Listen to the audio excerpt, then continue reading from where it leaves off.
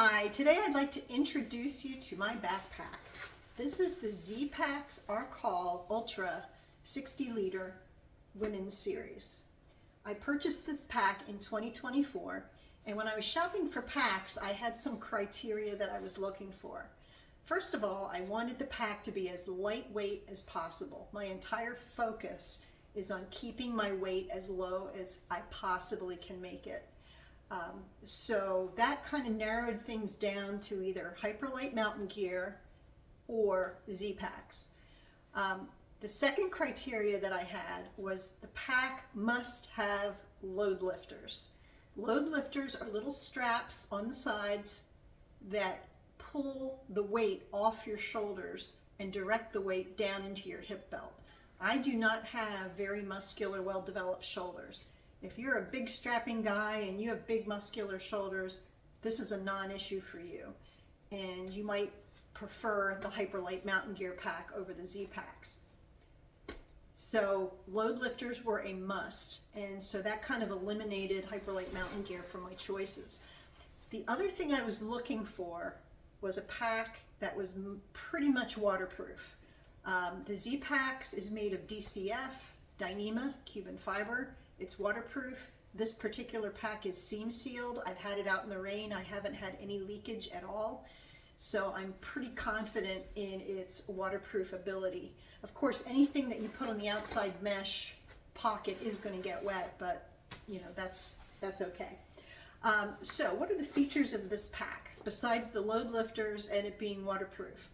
This particular line of packs is designed specifically for women if you get the women's version. What does that mean? So the women's version has a shorter torso. It's 16 to 18 inch torso adjustable. My torso is 17 inches, so this pack was absolutely perfect for my torso size. It has narrow shoulder straps, specifically made for a woman's body. The regular Zpacks have a much wider shoulder strap, and so you're going to get more chafing and things if you have smaller shoulders. So narrower shoulder strap, smaller torso, and slightly adjustable in the torso as well. This particular pack, you can order the belt that you need for your size. So I ordered a medium belt. It also has a smaller belt.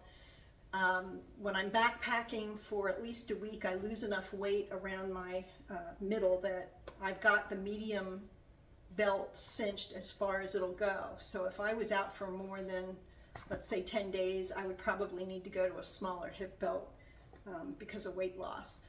But right now the medium belt works fine. It's got an interesting double buckle system that works really well, and so no complaints so far as how it carries on my back and how stable it is. One of the nice features about the Arcall is, the reason why they're called an Arcall is they have an arced shape. So let me put this on and maybe I can demonstrate a little bit. When you put a backpack on, do not pick it up by the shoulder straps. If you keep pulling it up by the shoulder straps, eventually that's going to break off. All backpacks have a loop in the middle of the top, and that's to lift it. So what you want to do is you want to pick it up by that loop, and you want to rest it on your leg like that, either leg, whichever works best for you. Okay, then you're going to put your arm through the shoulder strap, kind of bend over to get the weight on your back so it's not yanking on the straps, and then you can fasten all the straps and the buckles. I'm not going to do that right now. So this pack kind of arcs away from your back. I can actually stick my hand in there. So there's like a gap right there, right in the middle of your back. And that's great because I sweat a lot, and it's wonderful having that air circulation through there. It really helps cool me down, especially on a warm day when I'm working hard and I'm sweating a lot. So that's a great feature. If the pack rested completely against my back, my entire back would be soaking wet. When I take this pack off, I have a band of sweat across the top, a band of wet sweat across the bottom, and then right in the middle I'm dry. So it definitely works the way it's supposed to work. I did add on some things to this pack. So on the front here, on the shoulder straps, on the right side, I put the Zpacks shoulder pouch zippered. It's waterproof, and it's got a little elastic pouch on the front here, so I can put lots of things in there that I either want to keep dry or I want to keep handy. On the left side, I put a stretchy mesh knit water bottle holder. This particular one I got on Amazon. It's called Mountain Mike. Zpacks sells these as well to go with their backpacks. But I got this one because it was like 3/10 of an ounce. It was super, super lightweight. I've used the Mountain Mike water bottle sleeves before on other packs, and they work great. They're inexpensive. The elasticity does wear out. You just buy another one because they're cheap. It's not like you've put a ton of money into them. So I do recommend those for water bottle sleeves for the pack. I also added roll top closure straps, and I'll have to show you what I mean by that. So on top of the pack right now I have my sit pad, and there's a strap that holds that down. I'll take that off. Okay, so this is my sit pad. So on the sides here I added these extra straps with clips. So you unclip those, okay, and then you unroll this, and then the pack loads and unloads from the top. What I really like about this pack is the base is shaped like a rectangle, and you load from the top down, so it's really easy to load it and get everything even from the bottom up, so your weight isn't staggered. So you want to have your weight pretty evenly distributed. So I put my things that I'm going to use at night in the bottom, and then my food bag and my things that I want to access during the day kind of goes on the top part.